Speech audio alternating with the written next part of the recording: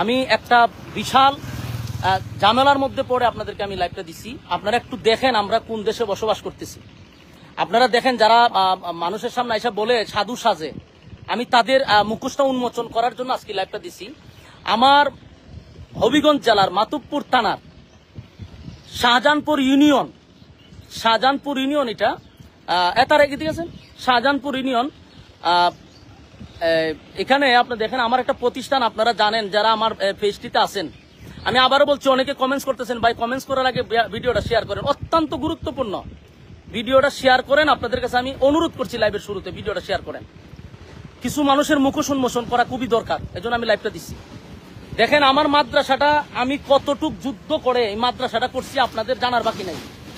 এই মাদ্রাসা করতে গিয়ে আমি বহু যুদ্ধ এবং 15 দিন 1 মাস পর্যন্ত আমি সংগ্রাম করে এলাকাবাসী নিয়ে আমি মাদ্রাসাটা আমি করছি। এখন এই মাদ্রাসার মাটির প্রয়োজন। আজকে আমরা অনেকদিন ধরে মাটির প্রয়োজন। আমি আমার সামনে মাহফিল আসতেছে, মাটি পালাবো। এই জন্য আমি গতকালকে একজন আমারে মাদ্রাসার জন্য মাটি দিছে। এক ভাই বলছে যে আমার জমির থেকে আপনি মাটি আনেন, আমি আপনার মাদ্রাসায় মাটি দান করছি, আপনি মাটি ফালান। এখন আমার প্রশ্ন হলো, একজনে আমার মাদ্রাসায় দান করছে মাটি, সেই মাটি আমার মাদ্রাসায় ফালাবো, এখানে আমি চাঁদা দিতে হবে কেন? এখানে আমি কেন চাঁদা দিতে হবে? চাঁদার জন্য আপনারা দেখেন, চাঁদার জন্য আমার গাড়িটারে আটকায়ত রাখছে। এখানে আমার মাদ্রাসার মাটি নিতে দিতেছে না। এই দেখেন আমার গাড়ি আটকায় রাখছে তারা, আমার গাড়িতে মাল নিতে দিতেছে না। এরপরে এখানে আপনারা একটু দেখেন, আশ্চর্য বিষয় হলো, একটা প্রতিষ্ঠান, মানুষ যেখান থেকেই হোক, মানুষ প্রতিষ্ঠানের প্রতি একটা দরদ থাকে, একটা মায়া থাকে, আসে না। আমার এখানে একজন আছে, এরা আমার এলাকারই। তো এখানে এদের বক্তব্য হলো যে আমাদের কিছু এখানে নাই, এখানে আমরা চেয়ারম্যানের নির্দেশে আমরা গাড়ি আটকাইছি। এরা আমার গাড়ি আটকায় রাখছে, এটা হলো তাদের বক্তব্য হলো আমরা চেয়ারম্যানের নির্দেশে আটকায় রাখছি। তো এদের সাথে তো আমার আর কথা বলে লাভ নাই, কারণ এরা নিরুপায়।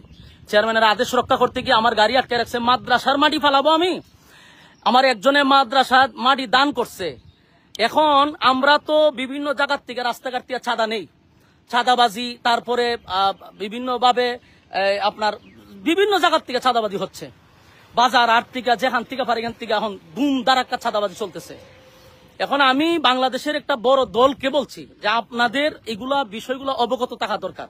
আরে ভাই তুই খাস বিভিন্ন জায়গার থেকে, অসুবিধা একটা মাদ্রাসার থেকে তো আমাদের এই জিনিসগুলো বোঝা দরকার।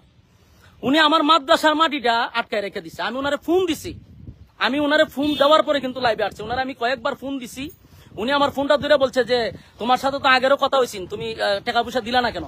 অথচ আগে একবার মাদ্রাসার মাটি ফালাইতে ওনাকে আমি 20,000 টাকা চাঁদা দিছি। উনার নিজস্ব লোকেরা আমার কাছ থেকে এই 1,000 টাকা নিছে।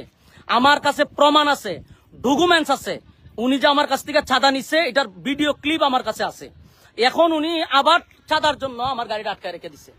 কারণ আমি দেশবাসীর কাছে বলবো, মাতুবপুর থানার যারা আছেন তাদের কাছে আমি বলবো যে আপনারা দায়িত্ব পালন করতেছেন, যে কোনো প্রতিষ্ঠানও কি তারা মানবে না?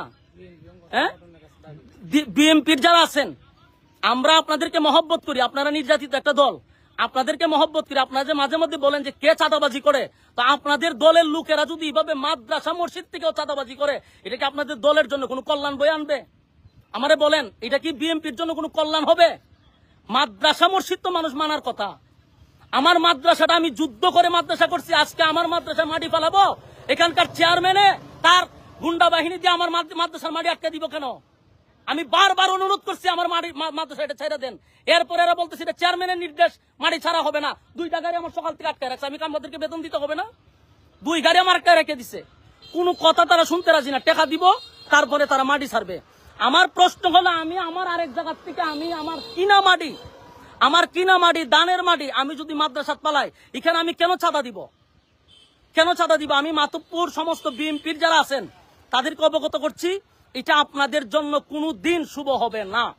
নমস্কার বন্ধুরা, দেখলেন এই ভিডিওটিতে যে একজন মাদ্রাসারই কর্ণধার, তিনি কিন্তু মাদ্রাসার জন্য যে মাটি দরকার, চিন্তা করেন খালি মাটিটা, সেই মাটিও আরেকজন সাধারণ লোক সেই মাদ্রাসার জন্য দান করেছেন। কিন্তু সেই মাটি আনতে গিয়েও কীরকম করে চাঁদাবাজি হচ্ছে বর্তমান যে বাংলাদেশ ইউনিসের সরকার, সেই সরকারের আমলে। হ্যাঁ, এটা বাংলাদেশেরই ভিডিও। বক্তা তিনি নিজেই বলছেন যে কি করে চেয়ারম্যানের নির্দেশে সেখানকার কয়েকজনই মাতব্বর সেখানে এসে ওনার গাড়ি ট্রেক্টর দুটি আটকে দেয় এবং উনি মাদ্রাসার মাটির জন্য তিনি নিজেই বলছেন যে ভিক্ষা করে হলো, এবং সেই এলাকারই একজন হয়তো ভালো মনের মানুষ, তিনি কিন্তু কোনো টাকা পয়সা নেননি, সেই মাটি তিনি মাদ্রাসার জন্য দান করেছেন। সেই মাটি আনতে গিয়েই তিনি চাঁদা না দেওয়ার কারণে চেয়ারম্যানের নির্দেশে সেখানে কিন্তু ট্রেক্টর দুটি আটকে দেওয়া হয়েছে।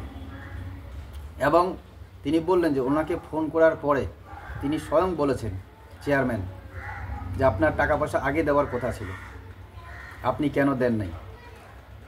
এবং মাদ্রাসার যে কর্ণধার যিনি এই ভিডিওটি করেছেন তিনি কিন্তু বললেন এবং বিএনপির নাম ধরে বললেন যে একদল চলে গেছে আরেক দল আসছে, আপনারা বলছেন যে কোথাও কোনো চাঁদাবাজি হবে না, কোথাও কোনো দুর্নীতি হবে না, তাহলে আপনারা এইরকম কাজ করছেন, তো এটা কি বিএনপির জন্য ভালো হবে? এবং তিনি বিএনপির যত নেতা আছেন তাদেরকে উদ্দেশ্য করে এই ভিডিও করেছেন এবং সকলকে দেখানোর জন্য। এবং তিনি বললেন যে বড় বিপদের মধ্যে আমি এই ভিডিওটি করছি, কারণ ওনার কথা কেউ শুনতেছেন না। কিন্তু আজকের দিনও বাংলাদেশে এরকম ঘটনা, যেখানে বড় বড় জামাতের মেহফিল দেখা যাচ্ছে, যেখানে দিনের কথা হবে, সেখানে কি ধরনের ওয়াজ মেহফিল হচ্ছে সেটা আমরা সকলেই সোশ্যাল মিডিয়ার মাধ্যমে দেখা পাচ্ছি। কিন্তু যেখানে তারা বলতেছে যে দুর্নীতিমুক্ত বাংলাদেশ গড়বে, কোথাও কোনো চাঁদাবাজি হবে না, সেখানে স্বয়ং যেটা একটা মাদ্রাসা, সেই মাদ্রাসার মাটির জন্য চাঁদাবাজি হচ্ছে এবং কেউ ওনার কথা শুনতেছেন না বা উনি সহযোগিতা পাচ্ছেন না, যার জন্য বাধ্য হয়ে উনি লাইভে আসছেন এবং উনি বলতেছেন যে এর আগে টাকা দিয়েছিলেন, সেটার ভিডিও অডিও সব ওনার কাছে আছে। তো আমি এই ভিডিওটি কেন করলাম? এই ভিডিওটি এই কারণেই করলাম যে বাংলাদেশের সোশ্যাল মিডিয়ায় বিভিন্ন জামাতপন্থীদের আমরা ভিডিও দেখি, যেখানে দিনের মেহফিল হচ্ছে, সেখানে দিনের মেহফিল তো দূরের কথা, আমরা প্রতিনিয়ত দেখতেছি সেখানে পার্টিবাজিরই বেশিরভাগ আলোচনা হচ্ছে। তারা কি করে ভারতবর্ষ জয় করবে, কি করে মানে শেখ হাসিনাকে তাড়াবে, সেই আলোচনাগুলোই হয় বেশিরভাগ। কিন্তু তার সাথে সাথে তারা এটাও বলে যে দুর্নীতি হবে না, দুর্নীতি মুক্ত করতে হবে এবং ইসলামিক বাংলাদেশ তৈরি করতে চায় তারা, ইসলামিক একটা দেশ। কিন্তু ইসলামিক কোনো দেশ সেটা সংগঠন করার আগে তারা তো বিশেষ করে এই মাদ্রাসাগুলোর দিকে নজর দিবে নাকি? কিন্তু সাধারণের বেলা যারা ওয়াজ মেহফিলে বক্তব্য দেয় তাদের কাছে কি এই ভিডিওগুলো যায় না? তারা এটার প্রতিবাদ করতে পারে না? তো এটাই হচ্ছে বর্তমান চরিত্র। কারণ বাংলাদেশ আমরা অনেক ভিডিওতে দেখেছি তারা নিজেদের মধ্যেই মারামারি করছেন। টঙ্গী নামে একটা জায়গা ছিল, সেখানে একটা ইসলামের বড় সমাবেশ হওয়ার কথা ছিল, সেখানেও দুপক্ষের সেই মানে জমায়েত, সেখানে কার রাশ বেশি থাকবে সেটা নিয়েই তাদের দুপক্ষের মধ্যে মারামারি। বিভিন্ন সাংস্কৃতিক অনুষ্ঠানে ইসলামী জেহাদিরা তারা সেখানে গিয়ে আক্রমণ করতেছে, এর আগে আমরা ভিডিওতে দেখছি। কিন্তু বিশেষ করে এরকম একটা মাদ্রাসা এবং বাংলাদেশ যেখানে বলা হচ্ছে, যেখানে মুসলমানরা শুধু থাকবে, মুসলমানের অধিকার থাকবে, তো মুসলমানের অধিকার বলতে একটা মাদ্রাসার যদি অধিকার না থাকলো, একটা মাদ্রাসার মাটি একজন দান করছে, সেই মাটি আনার জন্য যদি টাকা দিতে লাগে, চাঁদাবাজি করতে লাগে এবং সেটা না দেওয়ার কারণে প্রকাশ্যে তাদের চেয়ারম্যানের নির্দেশে যদি সেখানে ট্রেক্টর বা মাটি আটকে দেওয়া হয়, ভাবুন এবার কি ধরনের বাংলাদেশ গড়বে বা কি ধরনের বাংলাদেশ হচ্ছে। কেন এর আগে তো আমরা এরকম ধরনের ভিডিও দেখিনি, যখন শেখ হাসিনা গদিতে ছিলেন তখনও আমরা সোশ্যাল মিডিয়ায় অ্যাক্টিভ ছিলাম, এই ধরনের ভিডিও প্রকাশ্যে কোনোবারও আসেনি, এখন আসতেছে। কেন?